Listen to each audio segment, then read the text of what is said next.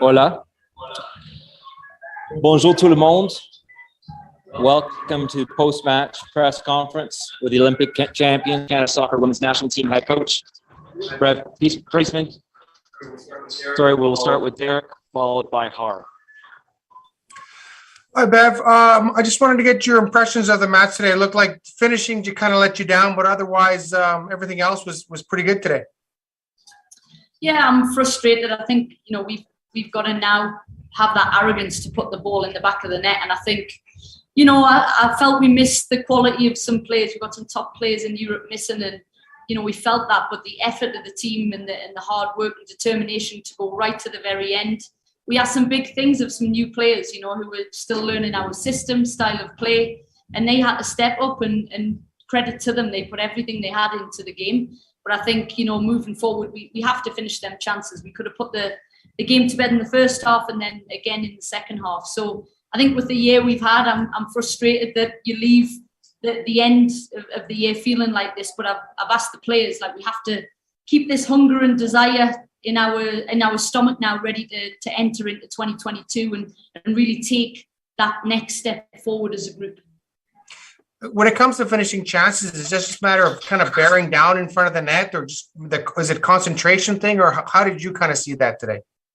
Yeah, I think concentration is part of it because you're in altitude, you're in a hot setting, all of it's a difficult conditions to come to CONCACAF settings. So I think that plays its part, fatigue. And then I think, we've got to keep believing in ourselves and having the bravery that we got to see in the summer. Because I think in them moments, you don't think, you put those away. But like I said, new faces, partnerships, all of these things play into it. But we have to finish them chances. We can't hide from that. Thanks, Bev.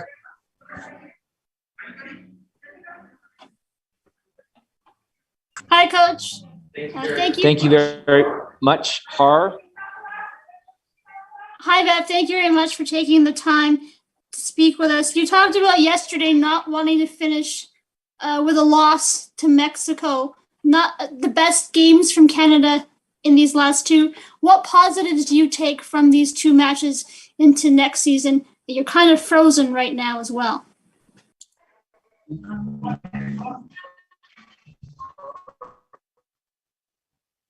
One second, Har. I can hear you, but the coach computer just going to get reset. 1 second, please.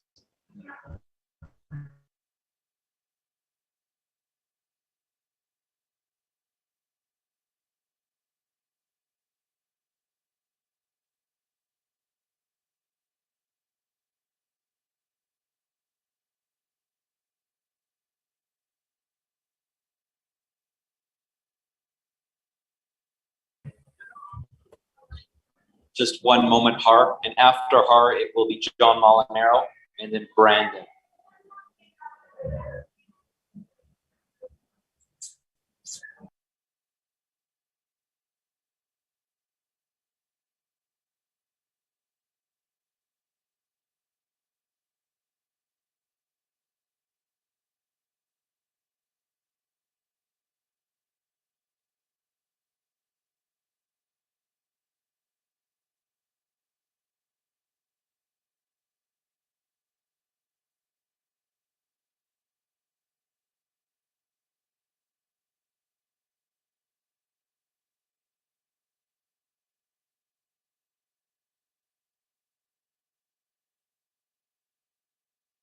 Recording stopped.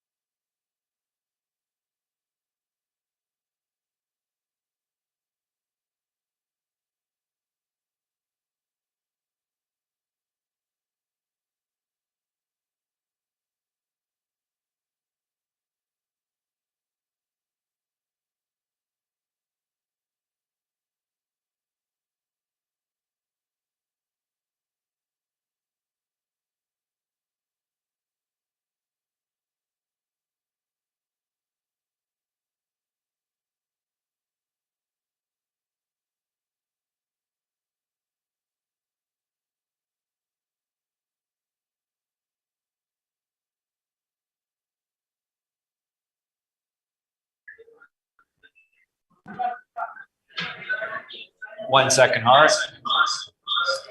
So again, Har Recording in John. progress. and Brandon.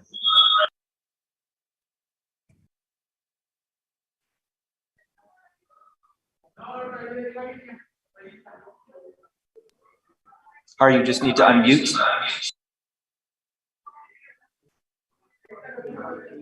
Okay, I'm back. Hi, Coach. You talked yesterday about not wanting to finish the season or the year with a loss to Mexico. You did that. Not the two greatest games from Canada. What positives do you take from these two matches going into the new year?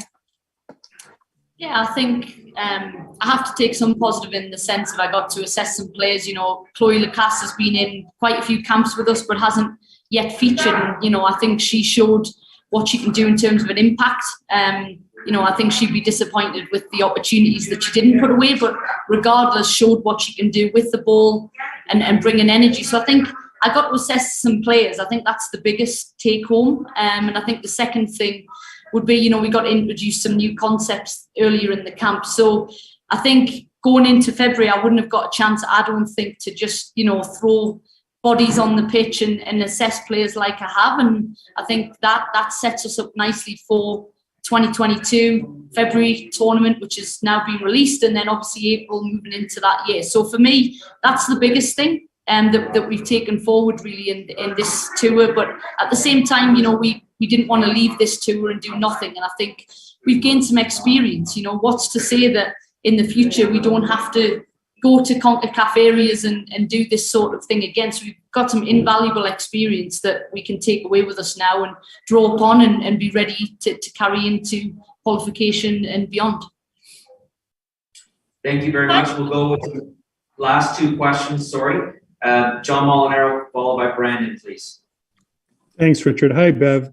I just wanted to get your sort of general impression of Mexico over these two games, because they were a side that you said, you know, beforehand that they were a very aggressive side and they shouldn't be taken lightly. I mean, what did you make of them, and what do you think these results say about, you know, how far they've kind of come in CONCACAF? Yeah, I think what we got was what I'd seen and scouted from them. I think, like I say, I think, you know, the added quality and play, it doesn't necessarily, you know, massively leave me wondering and guessing what we can be, because I think you got Shalina, Ashley, Janine, Jade, Gabby, you know, Adriana Leon. There's some core players there that we're missing. But at the same time, we can't take them lightly. I think they've shown that they're pushing and they're more aggressive, they're fitter than they have been in the past. And, you know, this will set us up really nicely with some learnings going into when we do have our full strength and ready to tackle them when it really matters. I think that's the key. I think we have to keep the context in our mind, as frustrated as we are to not come away with a win. We have to have the context and say, like, we've got some great learnings to now apply when it really matters. Thank you. Final question from Brandon, please. Hi, Bev. Hopefully you're doing well after that match. Just one quick question from me tonight. With regards to the whole atmosphere in the stadium tonight, and you know, leading on from some of the conditions that you were talking about earlier with altitude and with heat, do you think that having, you know, a sizable crowd today in the stadium had an effect on some of the players making, you know, debuts and recalls, especially since, aside from the celebration tour back home, some of these players haven't played in front of a crowd like that size for a couple of months, couple of years even? Yeah, I think for any new player, you know, coming into games where you've got a home crowd, you know, against you, I think that can be daunting. And then you know, we put pressure on ourselves. We want to come into this game and finish the year with a win. And those players coming into the game, starting the game, would have felt that too. And that's the nature of, you know, performing on demand at this level. So I definitely think playing with a crowd, we'll get to experience that in February and in the UK. It'll be phenomenal. Really excited to move into next year. And, you know, in the grand scheme of things, I have to close off the year and not dwell too hard on this, take some learnings, but really be ready to take the group forward now and build on what's been a fantastic year. Like I say, I would have been much happier going home for Christmas with a win, but at the same time, I did get to see some fresh faces, brought some energy to this group and get some tactical learnings to take into our World Cup and Olympic journey. Appreciate it. Thanks, Bev, and good luck with the rest of the year and with 2022. Thank you. Thank you very much. That will close off the first part of the press conference. Merci beaucoup pour la première partie de conférence de presse.